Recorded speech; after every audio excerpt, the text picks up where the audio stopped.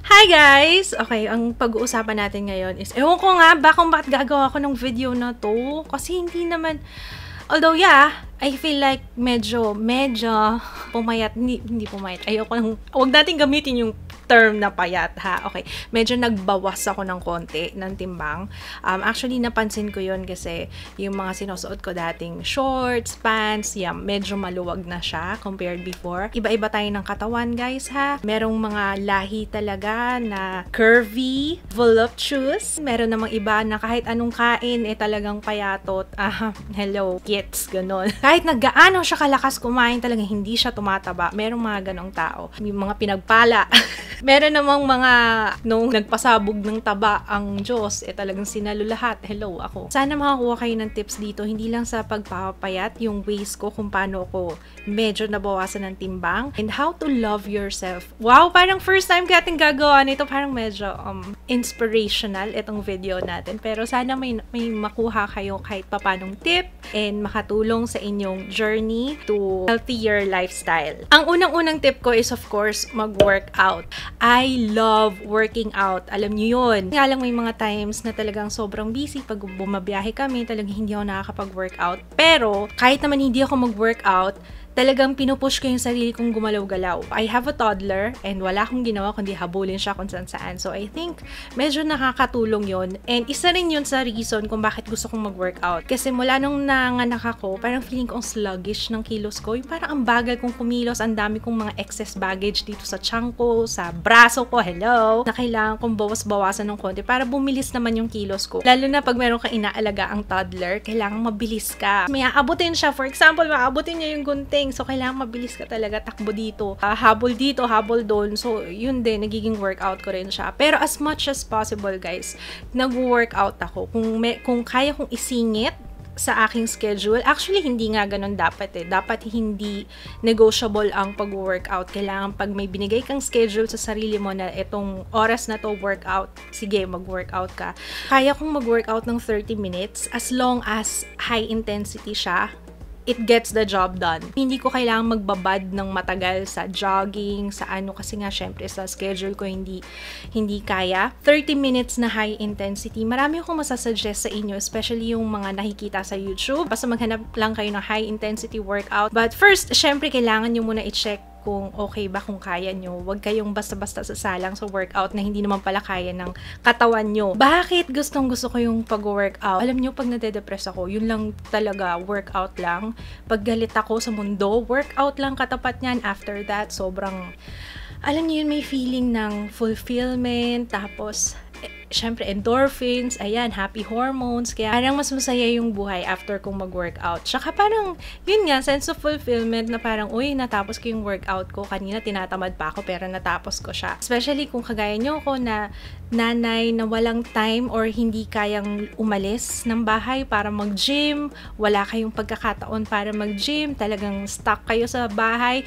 Ang daming ways para mag-workout. Alam nyo, number one reason na yan Parang ang dami nagsasabi na, wala kasi akong time mag-workout Girl, pag gusto mo talaga, may paraan. At kung ayaw, may dahilan. You have to make yourself accountable na kapag gusto mo talagang mag-workout, mag-workout ka dahil gusto mo.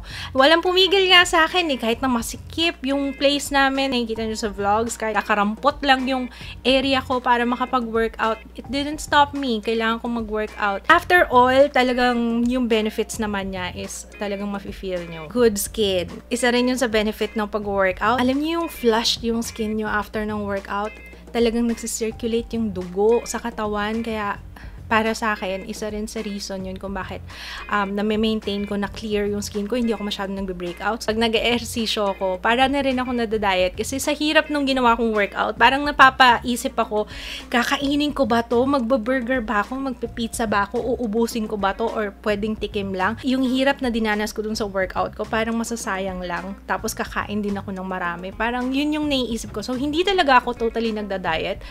Yun yung aking tip number 2, diet. Hindi ako nagda-diet, guys. Hindi ko iniisip na nagda-diet ako kasi ako yung personality ko kasi pasaway eh. The more na pinipigilan ko yung sarili ko na gawin to, mas lalo kong ginagawa. Dahil nag-workout ako, parang napapadiet na rin ako kasi nga sa sobrang hirap ng workout. Sasayangin ko ba yun? 30 minutes na halos mamatay-matay ako sa kaka-workout at hindi ako makahinga. Tapos ikakain ko lang. Try nyo mag-calorie counting kasi before ginawa ko yun and effective siya. Nino-note nyo kung ano yung kinain nyo within the day, tapos makikita nyo kung gaano karaming calories yon. Magiging familiar kayo kung ano yung mga pagkain na mataas pala sa calories.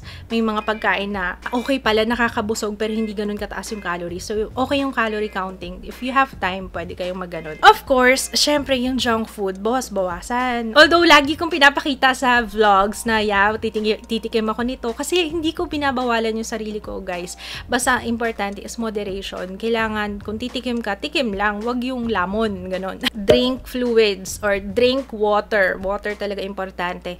Kung gusto nyo mabawasan yung pagkain nyo, inom kayo ng tubig before kayo kumain kasi mafe-feel nyo parang busog na kayo. Konti na lang yung makakain nyo kasi napuno na ng tubig yung tiyan nyo. Drink lots of water, especially kung nag-workout kayo. Kailangan yon. Kasi kapag hindi ka masyadong umiinom ng tubig, yung body mo, yung cells mo, parang mas lalo siyang mag-accumulate or mag-hold on sa water imbis na na-excrete mo. Something like that. Wow, scientific na to. Maliban sa tubig, ayan, I'm drinking tea. Ito yung aking pampalubag loob pag hindi ako nakakapag-workout, especially pag busy. Kasi kapag hindi ako nag-workout, guys, I feel bloated. Sobrang bloated. Umiinom ako ng tsaa and I'm proud of myself kasi naging ko na to, nakasanayan ko na siya.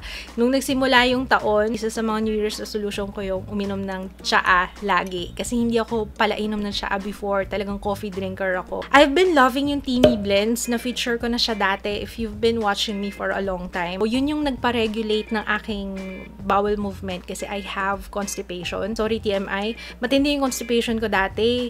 As in, umiinom pa ako ng fiber araw-araw. Pero ngayon, hindi na ako umiinom ng fiber as long as nagtsatsa ako. So, itong iniinom ko ngayon is Teamy Alive. Alam nyo, mas effective sa akin to para maging alive kasi yun talaga ang pinaka-effect niya. Yung para hindi ka antukin buong araw. Isa sa mga struggle ng mga nagtatrabaho sa bahay, yung antok. Kasi syempre, nandun ka sa comfort ng bahay mo. Anytime, pwede kang matulog. Madalas, napagpapaliban yung mga trabaho kasi andito ka sa bahay. Dahil coffee drinker ako ever since the world began, hindi ko na maalala kung gaano katagal ako umiinom ng kape. Parang wala na siyang effect sa akin. Naging immune na yung aking sistema sa caffeine. Siya ang ngayon ang naging kapalit nun. Meron akong dalawang bagong Teamy Profit and then Teamy Alive. Ito yung mas paborito ko, guys, kasi ito yung nag-replace sa coffee. Kasi yung coffee wala nang effect sa akin. Pang pagising, ganyan. Mas marami ako natatapos sa buong araw kapag ito yung iniinom ko. Nakakapag-film ako ng mas maayos, mas masaya ako sa video.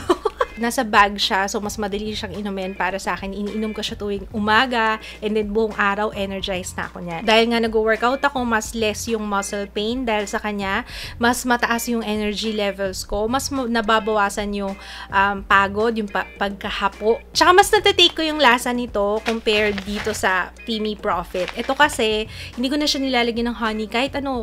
Although pwede mo lagyan ng lemon, ng honey, pwede ko na siyang inumin as is na to-tolerate ko yung lasa niya and sanay na ako sa kanya. Dito naman sa Teamy Profit, ito ang effect nito is stronger immune system. Since hindi naman ako sakitin, hindi naman ako laging sinisipon or inuubo, kung ganun yung problema nyo, I think makaka-benefit kayo dito sa Teamy Profit. Ang pinaka-effect ng Teamy Profit is detox, tapos increase yung blood circulation, pinapalakas din niya yung immune system mo, and less food cravings. Ayan. Pero sa akin, guys, mas gusto ko talaga tong si Teamy Alive.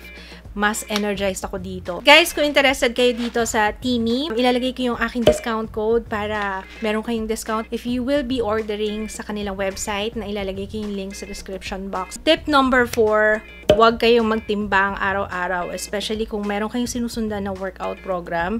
Madi-disappoint kayo kasi yung fluctuations ng timbang nyo.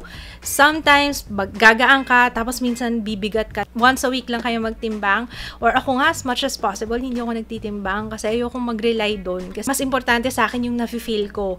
Kung nafe-feel kong medyo pumapayat na ako, nagiging mas maliksi ako, yun yung batayan ko na yung ginagawa kong workout is okay, effective sa akin. Never naging batayan ng effectivity ng workout ko or ng diet ko yung timbangan kasi sinungaling yan. Ang importante is yung energy level mo, kung ano yung na-feel mo sa sarili mo, mas importante yun. Lalo na kapag ka nag-weightlifting ka, mas mabigat ang muscles kesa sa fats. Tip number 5, don't stress yourself out. Pag hindi ka nakapag-workout kasi talagang hindi mo naipasok sa schedule mo, don't stress yourself out. Okay lang yan, meron pang bukas. As long as pinipilit mo pa rin yung sarili mo na kahit paulit-ulit ka nagsisimula dun sa workout program mo, okay lang yan. As long as bumabalik ka. Kasi pag inisip mo na, ay, hindi ko naman ito mapagpatuloy, ayoko na, hindi na, parang hindi yata ito para sa akin. Doon ka talaga mawawalan ng pag-asa. Push lang, go lang ng go. Kahit na hindi ka nakapag-workout kahapon, edi magdoble ka ngayon ng workout, diba? Ito lagi ko nababasa sa comments doon, wala akong pang gym ate, ani. Parang lagi ko naririnig yan kahit sa friends ko. Ang mahal kasi magpa-member sa gym. Wala akong time kasi mag-gym. Guys, kahit na maliit lang yung pwesto nyo, kahit ilang square meter lang yan, ako nga, minsan, parang ako pa nag-a-adjust para sa space. Sometimes may mga movements, may mga workout na kailangan nakaganyan ako. Naganito ko na yung kamay ko para magkasya. Talagang kung gusto, may paraan. Kahit na wala kang pang gym, wala kang rubber shoes na bago, edi mag-yoga ka muna, hindi mo na kailangang bumili pa ng bagong shoes, diba? Mayroon sa YouTube, hanap kayo, ang dami nyong makikitang workout program. Yung mga 30 minutes lang, mga fat burning cardio workout. Tip number 7, push lang. After kung mag-workout, kinabukasan, ayan, ang sakit-sakit ng katawan ko, parang ayoko muna mag-workout ngayon, papahinga muna ako. Mali. Pag hindi ka gumagalaw, mas lalo mong nafe-feel yung sakit and mas makakapag-benefit pa sa katawan mo lalo kung talagang igagalaw mo pa siya. So, kung masakit yung katawan mo from yesterday's workout, mag-workout ka ulit today. Trust me, talagang mas okay yun. Mas masasanay yung muscles mo, mas mabilis mag-repair ngayon yung muscles mo. Kaya siya sumasakit kasi nagkakaroon siya ng injury, which means it's working yung ginawa mong workout kahapon. Napaka-importante nitong tip number 8. Huwag mong i-compare yung katawan mo sa katawan ng kapitbahay mo. Huwag mong gawing goal yung katawan ni Ellen Adarna. Maging realistic ka kasi kahit anong gawin mo, iba yung katawan ni Ellen Adarna sa katawan mo. Alam nyo, dati ganun ako. Parang tagal-tagal ko na nag-workout. Bakit hindi pa rin kami pareho ng katawan? Magkaiba kayo ng katawan. So, learn to love your own body. Focus ka dun sa mga assets mo. Ang importante is kailangan kilalanin mo talaga yung katawan mo. And learn to love your body. By the way, guys, harap ako ng salamin nag-workout kasi nakikita ko yung katawan ko. The more na parang, uy, kapag ka nag-aano pala ako nito, for example, mga movements na paganyan, yung oblique muscles, yun yung focus. Tinitingnan ko siya. So, kahit na hindi pa yun yung ideal mo na tiyan, okay lang. As long as nakikita mo yung muscles mo na ginagamit mo, na ginagalaw mo, mahalin mo yung body mo na kahit ganito yung itsura niya sa ngayon. Hindi naman nangyayari yan overnight eh. Matagal na proseso yan. Ilang weeks, ilang buwan pa ang bibilangin before mo makita talaga yung result na gusto mo. Be realistic sa goals mo. Kung ito lang yung kaya ng katawan mo na ibawas for now, yun lang muna. Kailangan ng lagi nyong batayan is how you feel. Do it for you guys. Dahil gusto mong maging healthier, dahil gusto mong may patunayan ka sa sarili mo na kaya mo, never do it for anyone else. Tandaan nyo yan. Basta lagi nyong iisipin, huwag kayong magpapapayat dahil gusto mong ma-impress yung ibang tao. Dapat laging sayo. Okay? So, lastly, ayan, matagal kang hindi nakapag-workout. Let's say, 2 linggo, 3 linggo. Ang importante, bumabalik ka pa rin. You keep coming back. Once na na-enjoy nyo talaga, once na na-develop nyo yung love nyo sa pag-workout, talagang hanap-hanapin ng katawan nyo eh. It doesn't matter kahit na hindi nyo talaga nakuha yung goal ng katawan nyo, yung goal weight nyo. Okay lang yan as long as you keep moving forward. Talagang hanap-hanapin ng katawan nyo yung pag-workout. So, yun lang guys. Sana nakatulong tong video na to. I wish merong na-inspire sa inyo dito sa mga sinabi ko. Sana marami kayong nakuhang tips. Alam kong hindi ako fitness guru, pero sinishare ko lang sa inyo yung what I know and what gets me through. Thoughts ko tungkol sa pag-workout, sa pagpapapayat, ganyan. Kasi alam kong mahirap, especially sa akin kasi yung age ko. Parang mabagal na yung metabolism ko. Tapos having 2 kids, parang mahirap, diba? Pero kaya natin yan, guys. Ang importante is yung pagmamahal mo sa sarili mo and you're doing this for yourself, to be stronger, to be fit, and to be healthy. Yun yung number 1 para sa akin. So, yun guys! Maraming salamat sa panonood. Don't forget to thumbs up kung Yeah, kung okay itong video na to. Kasi, ayun. Yun lang. Parang binuhos ko kasi yung puso ko dito sa video na to. Yun lang. Maraming salamat guys sa panonood. Links ng Teamy Blends nasa description box. And I think I might add more siguro yung mga videos sa YouTube na fina-follow ko para sa workouts. Ayan, ilalagay ko. Maghahanap ako and ilalagay ko sa description box. Okay guys, maraming salamat sa panonood. See you again next time. Bye!